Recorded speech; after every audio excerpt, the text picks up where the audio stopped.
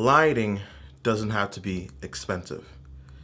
Guys, I just wanted to drop down and make a quick video for you guys to show you something, because this is a common problem I had as a beginner whenever I came on YouTube to learn a little bit more about cinematography, videography, or even photography, especially when it comes to lighting.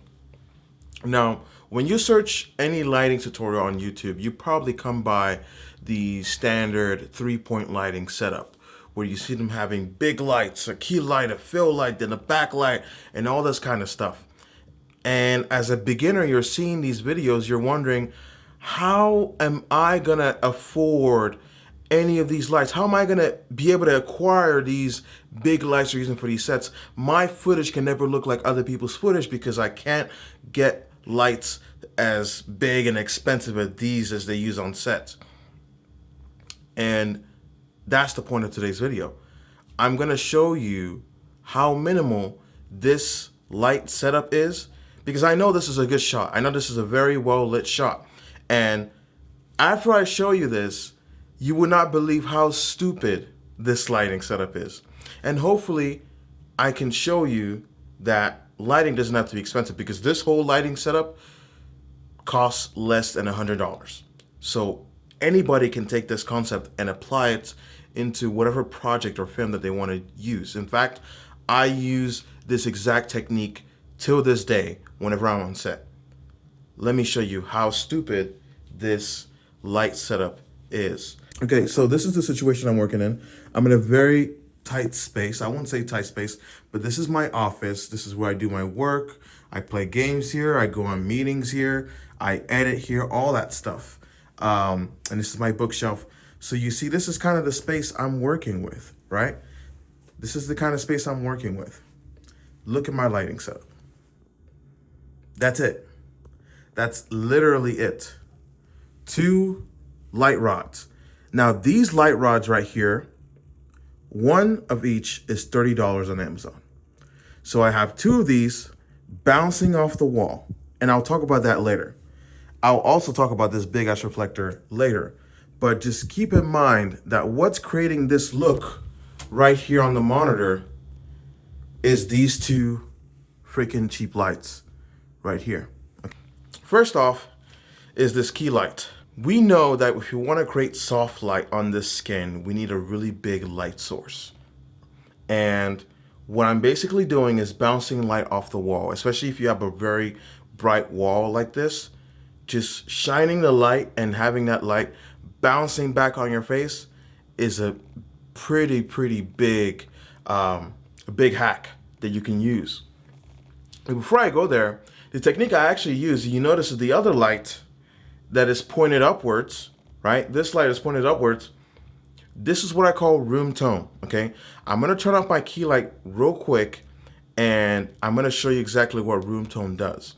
So I'm turning off my key light, okay? There's my key light turned off. But you can still see the light that's radiating the room a little bit. It's not too bright, it's not too dark, but you can see some sort of roll off and highlights a little bit on my body, right? I'm gonna turn that room tone off. And now you can see the difference, okay? The only light that's on right now is my practical light. And now this is clearly an underexposed shot. Now, the reason we don't turn the light that we actually have, like this light right here, the actual light that I have in my office, is when I turn it on, I get a very boring looking shot like this. So what we want to do, which again, this is a technique I use till this day, is taking light and bouncing it off a really bright ceiling, which would give us a very and hopefully pleasable shot like this, okay? And that's how I'm able to create this sort of fill, this sort of bounce that's going on here. Now this key light is very important where you position it, okay? This key light, the furthest it is from the wall, the less intense the light is on my face, and the more harder the light is on my face. I'm not gonna break down hard light and soft light right now, but pretty much all you need to know is the closer this thing is to the wall, the more softer it is. And I kind of had it positioned a little bit away, so that way the light is kind of almost, I wouldn't say backlighting, but dare I say like almost lighting me from this area. And it has a nice fall off too, because it's not directly shining from this area. The light is coming from behind me, okay? And this is great too, especially when you have a practical behind you. It's kind of wrapping around your face. Now keep in mind, people think you want to get a shot like this, you need two lights, and you have light and another at a lower intensity in front, and you have light at a higher intensity on your side, and you're trying to create that wrapping effect. You don't need all of that, okay? Especially when you're starting out. This is a really, really simple, easy budget setup that you can use in your talking head videos or in your films. And maybe in the future, I will make a video breaking down and showing you some shot examples I've used with these lamps. These are literally the first lights I've ever gotten. Ever. I've gotten these lights years ago, and I still use them to this day. Last but not least, I want to talk about this reflector. It's a little stained. I'm going to clean that. I just found out that it's stained. But this reflector is a must-have for every photographer. I started off as a photographer, so I obviously got this 5-in-1-inch reflector here.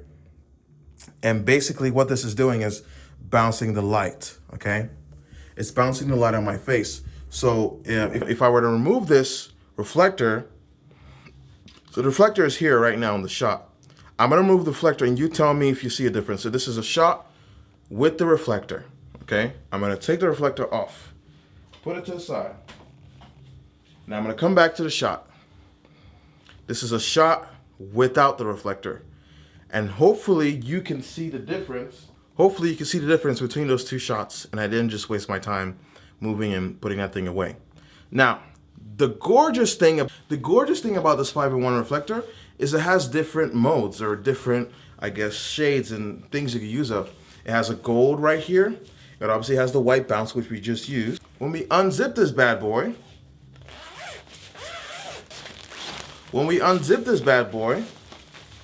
now we have two new sides. We have a black negative fill, or neg, and on the other side, we have the classic silver reflector that you normally would use for photo. And in a future video, I will break down when and where to use the different sides in this 5-in-1 reflector, because sometimes you don't want to bounce with the reflector, sometimes you don't want to bounce with a gold reflector, but it depends on the situation. I will break that down later on. But I'm only focusing on the bounce and the neg today. Now this is the neg. I'm going to apply the neg on that side, and you tell me if there's a difference. Okay, this is with neg, okay? And you can clearly see now that there is a bit more separation in this side, okay? And then we get into things like contrast ratios and things of that sort. But this is what obviously people go for, the dramatic shot. But I wouldn't just use this for a dramatic shot. Sometimes you want to light certain portions of your subject, but also limit the light in certain portions of your subject, not just for the traditional contrast or for the dramatic effect, but also because of what your scene calls for. You can see, that's literally it. Two $30 tube lights. We have two $10 mini ball heads. That's 80 bucks already. And two Amazon light stands. That's pretty cheap. And you have a 5-in-1-inch reflector. This thing should not cost you more than 100 bucks. You can get this and start making your film. You don't have to wait till you have the big equipment, till you have the Aperture 120D or the Aperture 1200. I don't even fucking know. Do I have those big lights? I do. But I've come to realize I don't want to have a big ass softbox in my office when I'm doing some work. And I want to be able to come in here and record a video without having to set up lights and all this. This is pretty easy to set up, right? This I can fold easily. I can fold this 5-in-1 reflector really, really easily. So I don't have to worry. I don't have to worry about doing this 5-minute setup just to make a short video. right? So hopefully you guys found this video really valuable. Lighting does not have to be expensive. Just learn the techniques and use what you got. Play with bounce, play with subtracting light, play with filling lights, and hopefully your film can look a lot more better. Thank you so much for listening to me. Link in the description if you want to get all these products, and I will see you guys next time. Peace.